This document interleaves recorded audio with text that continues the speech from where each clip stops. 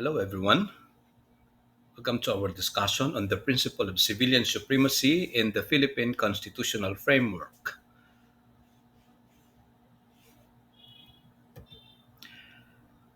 The Philippine Constitution firmly establishes the doctrine of civilian supremacy over the military, a principle vital to the functioning of a democratic society. Article 2, Section 3 declares civilian authority is at all times supreme over the military. This provision reflects the nation's commitment to prevent military dominance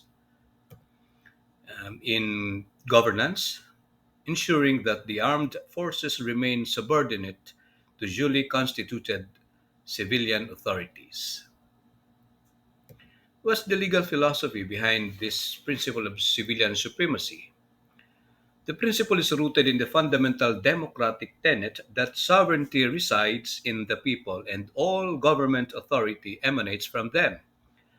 Civilian supremacy ensures that the military serves the state and its citizens rather than wielding power autonomously.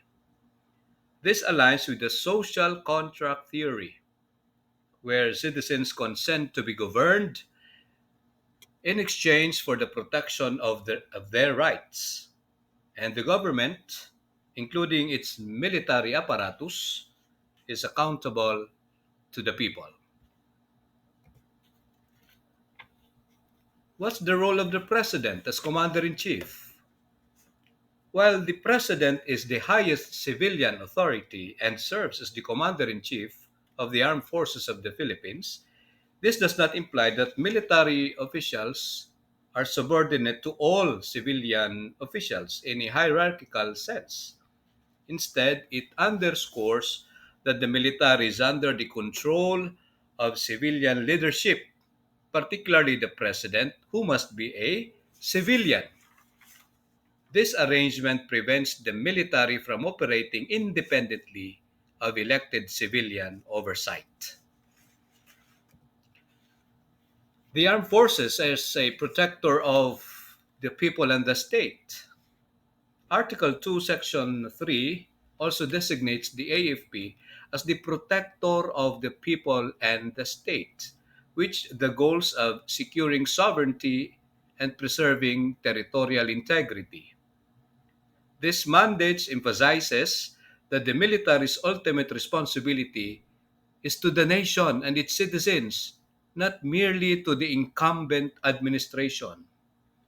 The Constitutional Commission's records affirm that the AFP should serve the interest of the people and refrain from committing abuses against them.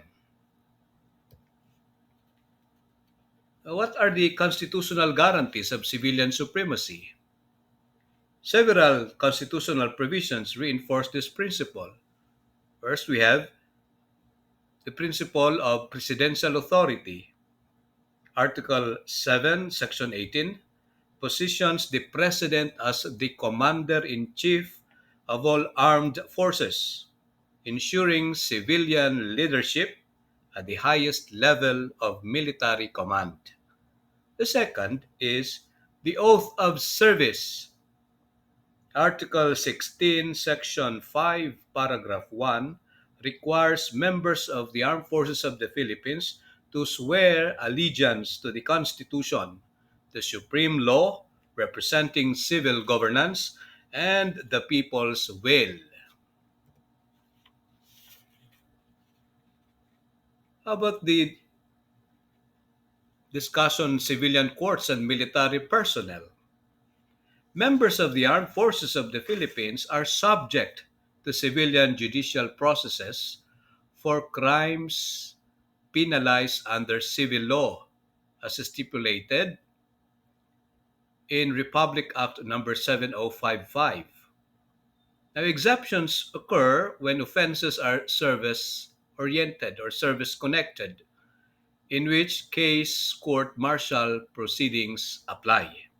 Now, this legal framework maintains civilian judicial authority over military personnel, reinforcing civilian supremacy. Now, in Integrated Bar of the Philippines versus Zamora, the Supreme Court upheld the deployment of Marines to assist the police in law enforcement tasks. The court ruled that such deployment did not violate the civilian supremacy clause, as the military's participation was limited and under civilian police supervision. This case illustrates the permissible scope of military involvement in civilian matters when properly authorized and controlled. Now, what are the implications and our conclusion? The principle of civilian supremacy over the military is a cornerstone of Philippine constitutional democracy. It ensures that the military serves under the direction of elected civilian leaders and remain accountable to the people. The AFP's role as protector of the people and the state underscores its duty to uphold sovereignty and territorial integrity without overstepping into civilian governance. The constitutional safeguards and jurisprudence collectively maintain the balance between necessary military power and the overarching authority of civilian institutions.